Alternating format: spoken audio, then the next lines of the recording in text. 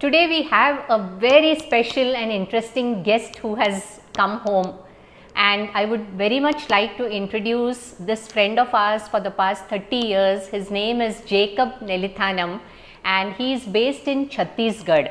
Now coming to us, myself and Lakshmanan, we would call ourselves armchair environmentalists who, sitting in the comfort of our home, we try and do a lot of things, whereas people like Jacob, they are doing absolutely grassroots level work. He is based in Chhattisgarh and he is actually working with the tribal communities.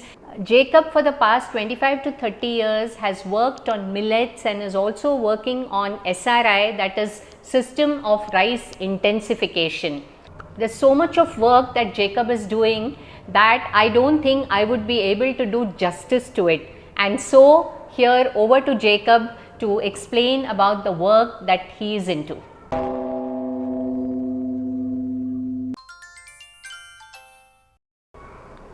So Jacob, why don't you introduce yourself to our Munch&MULL viewers and also let them know about the work that you've been doing for the past so many years. I've left Kerala. I originally belonged to Kerala. I left Kerala around 86 and has been working in tribal areas since then. Originally I was involved in Baba Amde's Knit India movement. That's why how I came out of Kerala. Then I got involved in tribal areas, looking at their farming systems and studying them. And I was also influenced by the great tragedy of Bhopal, which is actually not a tragedy but a massacre of people by a US company who had a pesticide making industry there right in the center of the city. The Union Carbide. The Union Carbide. So I was also influenced by those kind of events. So I decided to work on agriculture to develop and facilitate non-chemical agriculture with the basis of farming knowledge from tribal communities. So since then I have been working in Chhattisgarh, Madhya Pradesh, and I moved to Chhattisgarh in early 90s and started working on rice conservation initially with the famous rice scientist Dr. R.H. Acharya, with a view to revive his work which he had done in 70s and 80s. And then I started networking with seed servers across the country and also joined many networks promoting organic farming and seed conservation. Right now I am convening the seed servers network called Bharat Beej Swaraj Munch. It's a network of more than 100 seed servers from across the country in about 18 states. So we are promoting grassroots conservation groups and also exchange of seeds. At the same time I am also working on improving farming systems through organic means, in which the system of rice intensification is one technology which we are using to promote indigenous seeds and increase their productivity organically. And also this started with rice, but this principles of SRI is getting adopted in various crops including wheat, pulses and oil seeds and also millets. For the past 10 years I have been focusing on promoting millets, basically because of the advantage of improved nutrition and the possibility of increasing livelihoods in uplands among tribal region and also improve their nutrition. So this I have started developing techniques in sometime around 2003-04 while working with NGO in Bilaspur, Chhattisgarh called Jan Swasthya Sahayog. Jan Swasthya Sahayog. Swasthya Sahayog, okay. So they are a group of doctors working with rural people. So they found that the nutrition health status is very poor, so we should work on improving nutrition through agriculture. So we started a program in which we have tested and developed these techniques, SRI, and SRI was tested in rice, and then looking at the success, we also adopted it in other crops including millets. Millets, we have modified the guli ragi practice of Karnataka, which farmers are doing traditionally, and also using the principles of SRI modified it for small farmers and higher rainfall regions. So it is widely adopted in Odisha millet mission now, with a result that the average yield of farmers have almost doubled without chemical or new seeds. So what are the basic principles of SRI? SRI actually has been practice which is very ancient in India. That is, it was recorded in 1910 that this as Gaja planting in Tamil Nadu. There was even, you can find a brochure which some British scientist promoted it. So this later on was developed in Madagascar by a French priest and farmers together, working together to improve the yield of rice. So it is basically an agronomic practice which uses less seeds, Okay. so that the plants are spaced widely, Okay. and to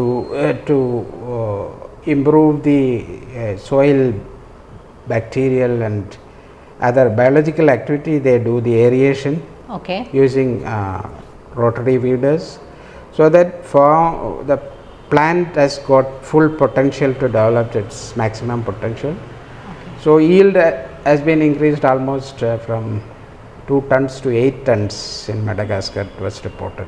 And what are the kind of soil inputs that you put in this system? Yeah, it is. It's actually, the principles are ecological. Basically, through aeration, improve the biological activity, Okay. and also additional inputs of organic matter. Okay. Either as green manure or farmyard manure or liquid manures, you can add organic inputs to facilitate the biological activity. Okay. Basically, what happens is that you allow the plants more space, and also young seedlings are planted. It develop much more robust root system, and you are through intercultivation and aeration, you are allowing the root system to develop its full potential, and also the biological activity along with root mycorrhiza and other Okay. systems functions, and then it shows the full potential. Okay. And now, in your experience of working with various tribal communities, can you share in what way they have benefited, and overall your experience with working with tribal communities, and if you can name some tribal communities? So I have trained tribal farmers in Dantewada. There was a collector who was interested in promoting organic farming, and also there was a young person working with him as Prime Minister's Rural Development Fellow. Okay. So the collector had, being from Tamil Nadu, he had exposure to organic farming. So he invited one of his friends to introduce organic techniques, and I have trained them on SRI in rice, Okay. so that their traditional varieties can be improved in terms of productivity, so that they can also market at better price. So one big FPO is now functioning with 3,000 tribal farmers. FPO is Farmer Producer Organizations. So it's entirely tribal farmers producer, and that entire district later on was declared organic. Now it's the largest contiguous area in the country. That is Dantewada. Yeah, largest contiguous area with organic Okay. farming in the country, much more than in the area, much more than Sikkim. Okay. It's very interesting. So those farmers are now producing traditional varieties organically, using Traditional SRI. varieties of rice and millets. Yes, yeah, and millets. And Millets are part of their farming system. Okay. So millet has been traditionally organic, but Okay. the rice they have completely turned back to fully organic. Using SRI technique, they are able to increase the productivity and create surplus for marketing. So this FPO called Boomgadi in Dantewada is. Can you repeat the name? Boomgadi in Dantewada. Boomgadi. Okay. So they are able to send rice across the country and benefit the farmers. So that means their production has increased and they are able to kind of economically they've got benefited. Okay, okay. Using only traditional varieties. Okay, okay. Because it's very important for us to understand that in this age of monocultures, where people are eating only limited varieties of rice, it is extremely important to conserve our traditional indigenous varieties of rice, millets and other grains. So in that sense, what Jacob is doing is very, very crucial to preserve these indigenous varieties of seeds. No, so that's why he's a part of the seed saver organizations. So this SRI, even though widely tested, somehow in national level it's still not being promoted in a big way. Okay. The SRI technique has been tested widely across India, and for some time there was an interest, but the Indian Council of Agriculture Research has not fully backed it. Basically, why? What's the reason? Basically, it kind of demolishes the foundation of modern agriculture research. Oh. So modern agriculture research thinks that you need to have new varieties improved either through crossing or F1 hybrids, so that production can be increased. SRI shows that with indigenous varieties and also with organic inputs you can have higher yield.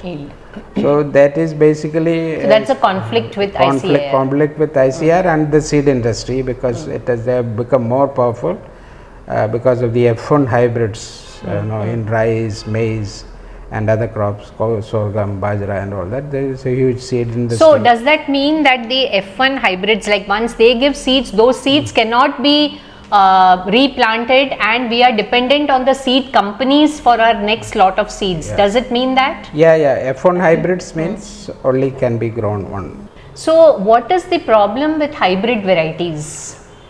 First of all, the farmers have to buy every year new seeds from the companies or the university promoting those hybrids. Plus they are made to respond to irrigation and fertilizers, so there is poor palatability and nutritional qualities and taste. So nutrient level is low. That is worth noting. And what about the taste? Taste, of course, is not depending on the quality of nutrition. Okay. So it's not so. Largely over the years it has been found that wherever hybrids are produced, it's either goes as cattle feed, poultry feed, or even in sorghum, even bajra and maize. Okay. Rice, because the government is requiring, so it comes back into the PDS. Okay, as, public distribution system. And it doesn't have enough storage capacity, so open stored. This government procurement, lot of wastage, more than about 2,000 crores per annum is also happening because of hybrids. Because of hybrids? Because hybrids, nobody would, even the millers will not like to procure and mill it and put it in the market because of the poor quality. Okay, poor quality in terms of, you said taste is not good, also the nutrient level is not good. What other characteristics in terms of poor quality of hybrids? Cooking quality preferred by communities, like in south, none of the hybrids have, even though TNAU and Karnataka universities, US have developed hybrids, none of them have succeeded because the southern population has a particular taste conscious, and then they don't accept these hybrids. Okay. Only the scientific release varieties which are better quality, like this Sorna and also so fine rice varieties are still preferred by southern states. Okay. Ponni and Ponni is very popular in Tamil Nadu. BPT and Sorna, Sona Masuri. Like so these are all hybrid varieties. HYVs, not hybrids. Okay. So hybrids have never succeeded in south. Okay.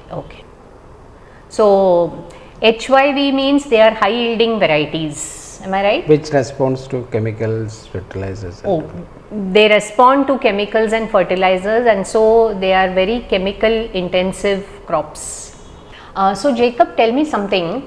2023 has been declared as the International Year of Millets, and so there's so much of hype around consumption of millets. No doubt that they're extremely healthy and climate resilient.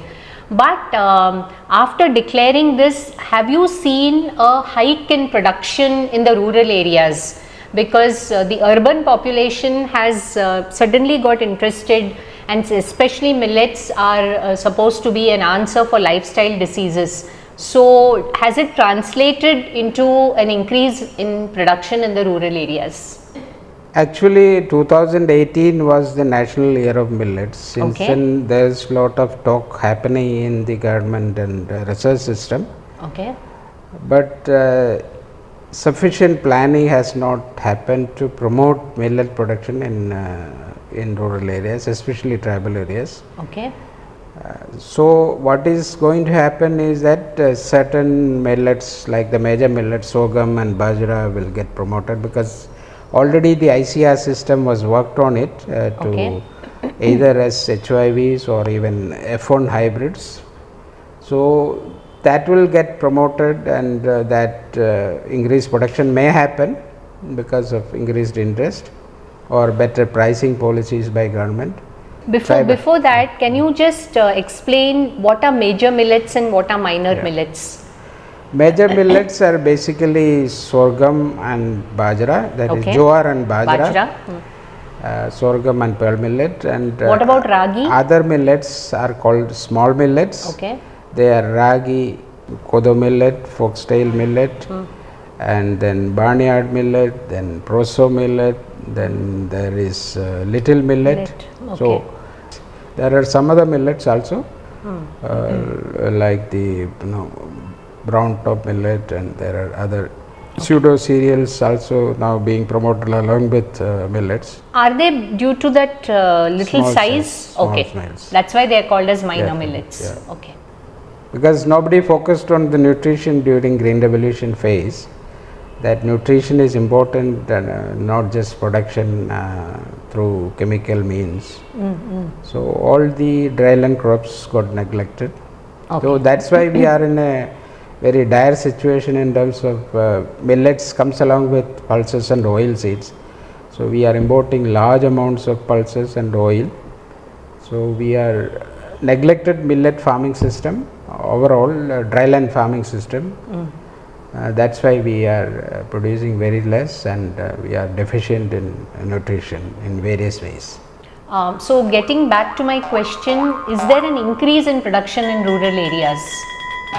There is interest among farmers, but then the policy needed for increasing productivity is not well planned. Or increasing area, like only very few states has given minimum support price or created procurement, and only one or two states have even included the millets in the PDS system.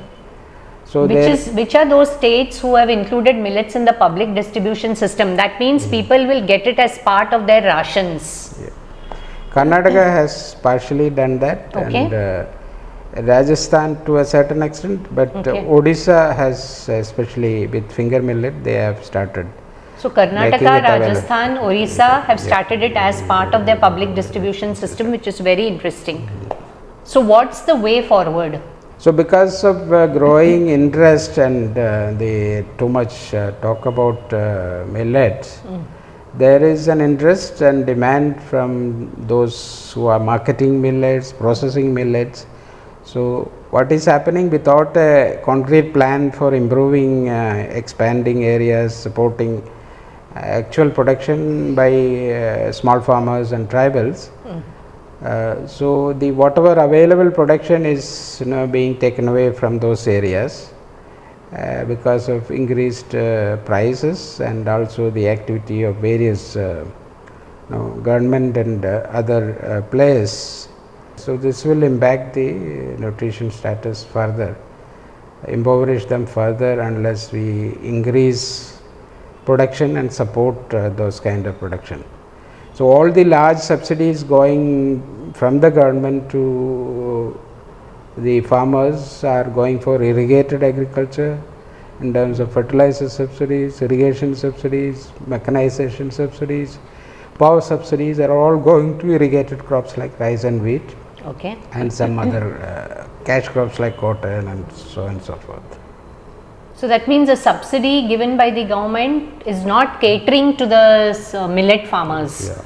And what is happening is whatever little is growing, that is getting siphoned out of those communities. And does it mean that the tribal health is getting compromised because of that? That can happen because Okay. policy framework is not very clear about promoting consumption Okay. and production at the local level, because till now the policies are for promoting irrigated monocrop Okay. or especially rice and wheat, and now those areas is being taken up by hybrid maize, because maize is a largely seed industry driven promotion, and also it's a commodity, international commodity markets including ethanol production.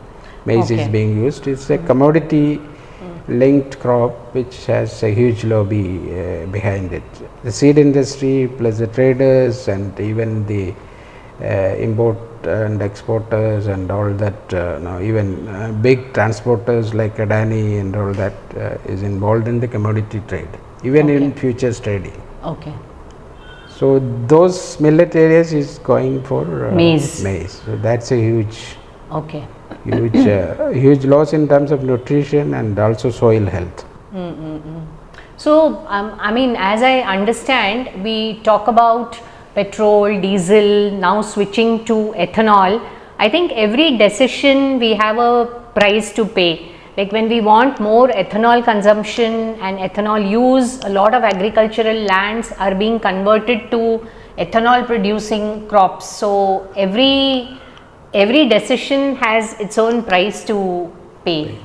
So there should be a very concrete decision, concrete policies, concrete programs which support traditional farming systems, traditional varieties, organic production in millet areas, dryland areas. Without that, if you just create a hype and market, so this is going to happen, it will not benefit communities by and large. So what do you suggest? I mean, what are your suggestions? How should the design be? Yeah, one of the key issues for farmers is also the low productivity, because these areas, the lands are eroded and never got any kind of systemic support. Okay. So improving the soil fertility and improving productivity using organic means should be the key, and that should have kind of direct support, program support plus direct incentive for farmers to take it up. Okay. Because it essentially improve the nutrition availability and improve the soil fertility, improve the fodder availability and reduce the use of groundwater and so on and so forth. So n number of benefits, like the work done by Deccan Development Society by late P.V. Satish. So there is enough evidence to say that it's now much more beneficial in a larger scale. Okay. And also because of the climate change, we have seen in the past few years that there is huge sudden decline in production. Also last year, large areas of Bihar, UP and West Bengal was drought prone, so large number of rice areas remain fallow. And again in winter, because of the sudden rise in temperatures, even up to 20% deficit in wheat production has happened.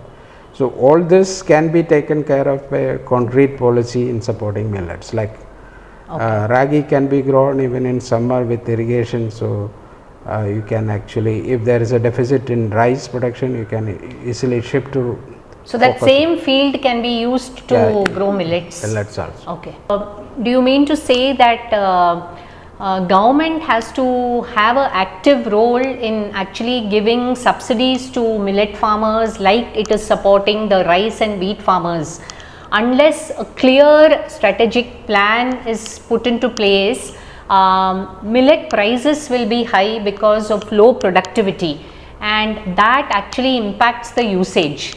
So, and because the millet productivity is low, what he said was, what he mentioned, which he will repeat it now, saying that old millet stocks, like traditional millet storing capabilities are so high, which he will talk about, and all those stocks are coming out today to cater to the increased requirement of millets, especially among the urban people. One of the qualities of small millets is that it can be stored for long time, even for a generation. Like kodo can be stored up to 50 years. 50 years? Yes, I just can't believe this. So there is not much storage problem like other rice and wheat or major millets like sorghum and bajra. They don't get rancid? I mean, no, it's because ragi has a problem. Ragi also can be stored for long if it is grain. If it is? But if it is in the grain form, okay, maybe 10-12 years you can easily store. Okay. Only problem comes after milling, like flour and or rice. Okay. If it is made, it can storage issues are there. Otherwise, as grain you can store for a number of years. Very especially kodo. So there we have found kodo being stored up to 50 years. 50 even years. now edible. So simple storage bins which they make either with bamboo or mud, and then you can store it like that. So what is happening now, because of the increased interest and all the various departments working and to provide processing and marketing support. So all these millets without a production plan, a convergence plan with agriculture, rural development and PDS and all that not being there. So whatever is being stored or being cultivated and harvested will end up in urban centers. Okay. It has been happening with some millets, like only one or two centers, either in Tamil Nadu or Nasik or some parts of Andhra. All the millets comes and then get processed and then redistributed, or it gets sold as bird feed or things like that. Okay. So it's very, very important from the government's point of view to not only create that importance of millets in the diet, but also to support farmers at that level to increase production. That is the key aspect that is required at this point of time. Yeah. So in this respect, we have been having experience that the millet productivity, especially ragi, can be as high as rice if proper systematic promotion of certain technologies and organic inputs. Like ragi has potential up to 5 to 6 tons per hectare yield. Okay. It has been tested and some tribal farmers have demonstrated it. So, but there should be a proper awareness among policymakers and government departments and ICR to support such initiatives. Okay. Because that's a huge possibility. Ragi, the government will not have as much subsidy burden as, not even as the way they provide for rice and wheat. Okay. If direct subsidies are given to farmers to produce ragi, either in Kharif season or wherever there is not too much low temperatures, winter, then it can be taken up in either season as a irrigated crop. After all these years of your working with tribal communities and on rice, millets, what would you want to share to our viewers? I mean, what is the future forward, and in terms of what could we sitting in urban areas do or contribute towards enhancing these aspects? First of all, they should bring back in their consumption. They can go back and find out which are those traditional varieties their parents, grandparents used to consume, or preferred in that region, which has certain kind of nutritional and nostalgic value in rice, even in wheat, in sorghum. Nutritional and nostalgic value, you said. Wow, that's a nice word, nostalgic value. Yes. because of certain taste and palatability or taste preferences only make a certain variety important to a particular region. Certain food types or food preparations need certain varieties. And also millets, most of the millets are nutritionally better if you are not going in for hybrids. So it is grown dryland regions without irrigation, without fertilizers. So you should look for increase in consumption of those millets and varieties, not just any millet. You should also look for the quality, nutrition and taste qualities associated with particular varieties. Like for instance in ragi also you have number of varieties which will be nutritionally better compared to a particular release variety which is sometimes cultivated with fertilizer inputs. Okay. So you should be on the lookout for traditional varieties and also this known in the past and revive those. Okay. So I think it's very important for all of us to actually get this kind of traditional information and knowledge from our older generation who are living with us now, and as much as possible know the various kinds of millets that they used, the various traditional recipes that they made. This knowledge is extremely important and it paves the way for better human health for the future. Also with our discussion with Jacob, we learned that the high yielding varieties, be it in terms of rice etc., have greater inputs of fertilizers and they are very chemical intensive. So it's very important for us to make a conscious choice of going organic. It is also extremely important for us to make a conscious choice about choosing organically grown millets. Millets as such are climate resilient and organic millets are much more nutritious and they require less inputs in terms of water and other soil inputs to grow them. So thank you so much Jacob for this enlightening session about the work that you have been doing, and it really, I feel so humbled that people like Jacob have given their entire lives for this cause and they are working with the tribal communities, and especially compared to the city atmosphere that we are all in, they lead very hard lives. Thank you so much for sharing your experience over all these years with our viewers, and I hope that you enjoyed watching this session, and I hope you will support the channel as much as we would like you to support us.